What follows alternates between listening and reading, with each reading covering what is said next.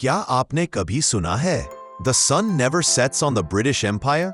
एक ऐसा साम्राज्य जिस पर से कभी सूरज नहीं ढलता था, यानी कि उस राजा के राज्य में हमेशा सूरज रहता था।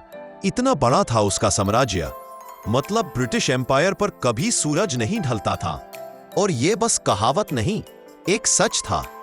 एक समय था जब दुनिया के कोने कोने पर अंग्रेजों का राज था।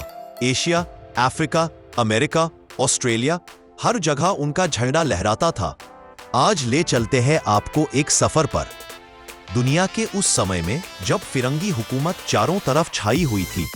एशिया सोने की चिड़िया और ब्रिटिश रूल। सबसे पहले बात करते हैं एशिया की, जहां अंग्रेजों ने अपना सबसे गहरा राज जमाया। इंडिया एक समय सोने की चिड़िया कहलाता था।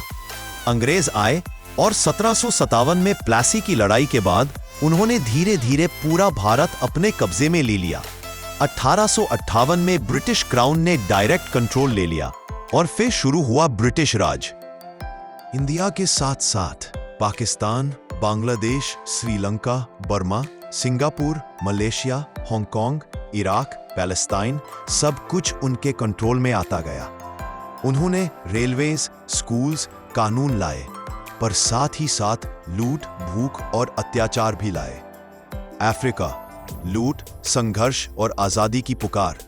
अफ्रीका एक महाद्वीप जहां ब्रिटिश एम्पायर ने अपना इकोनॉमिक एजेंडा चलाया। South Africa, Nigeria, Kenya, Uganda, Ghana, Egypt, Sudan, सभी पर उन्होंने राज किया। उन्होंने रेलवेज बनाई, सिटीज बसाई, पर असली मकसद था रिसोर्सेज का लूट। गोल्ड, डायमंड्स, कॉटन, ऑयल सब कुछ ले गए, लोगों को गुलाम बनाया और उनकी संस्कृति को दबा दिया। पर ये लोग छुपे नहीं, उन्होंने संघर्ष किया और धीरे धीरे आजादी की लहर उठी। अमेरिका एंड कैरिबियन, जहां बगावत ने जन्म लिया। यूनाइटेड स्टेट्स ऑफ अमेरिका एक टाइम ब्रिटिश कॉलोनी थी, लेकिन उन्होंने अंग्रेजों से कह दिया, नो टैक्सेशन विदाउट रिप्रेजेंटेशन। 1737 में उन्होंने इंडिपेंडेंस डिक्लेयर की और दुनिया में एक नए सफर की शुरुआत हुई। अमेरिका के बाद भी ब्रिटिश एम्पायर ने कैरेबियन आइलैंड्स जैसे जमैका, बारबेडोस, त्रिनिदाद और टोबैगो, बहामास पर राज बनाए रखा। कहीं उन्होंने स्लेवरी का इस्तेमाल किया तो कहीं शुगर और कॉटन प्लांटेशंस के लिए लोगों को कैद में रखा। ऑस्ट्रेलिया और पैसिफिक आइलैंड्स दंडित लोगों की कॉलोनी से एक देश तक ऑस्ट्रेलिया, एक ऐसा देश जहां अंग्रेज अपने क्रिमिनल्स को भेजा करते थे। उनका कहना था, too dangerous for Britain, perfect for exile. पर वही देश आज एक मॉडर्न नेशन बन गया।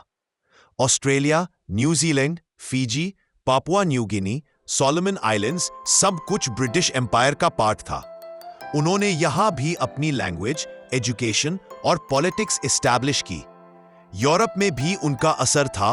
ब्रिटिश एम्पायर सिर्फ दूर दराज के देशों तक ही नहीं था, यूरोप में भी उनका इन्फ्लुएंस था। आयरलैंड, जिसे उन्होंने 1801 में पूरी तरह ब्रिटिश रूल में ले लिया, लेकिन आयरलैंड ने लगातार संघर्ष किया और 1921 में रिपब्लिक ऑफ आयरलैंड बनकर आजाद हुआ। साथ ही माल्टा, साइप्रस, गिब्राल्टार, सभी स्ट्रेटेजिक जगहों को उन्होंने मिलिट्री बेस बना दिया। ढलते साम्राज्य का अंत, पर छाया अब भी बाकी है।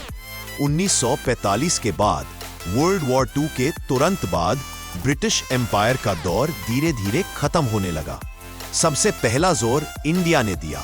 1947 में आजादी पाई।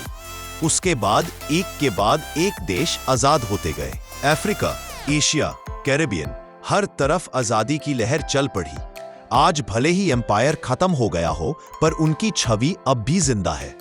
English language, legal system, parliamentary democracy, सब ब्रिटिश लेगेसी का हिस्सा है। ब्रिटिश एम्पायर एक समय में दुनिया का सबसे बड़ा साम्राज्य, पर आज सिर्फ एक याद, एक कहानी जिसमें कुछ लोगों ने राज किया और कई लोगों ने अपनी आजादी के लिए कुर्बानी दी। कहानी आज भी चल रही है, कभी टेक्स्ट बुक्स में, कभी यादों में, और कभी किसी गाली के नाम में। ज़ेनकोश की वीडियो में आज इतना ही।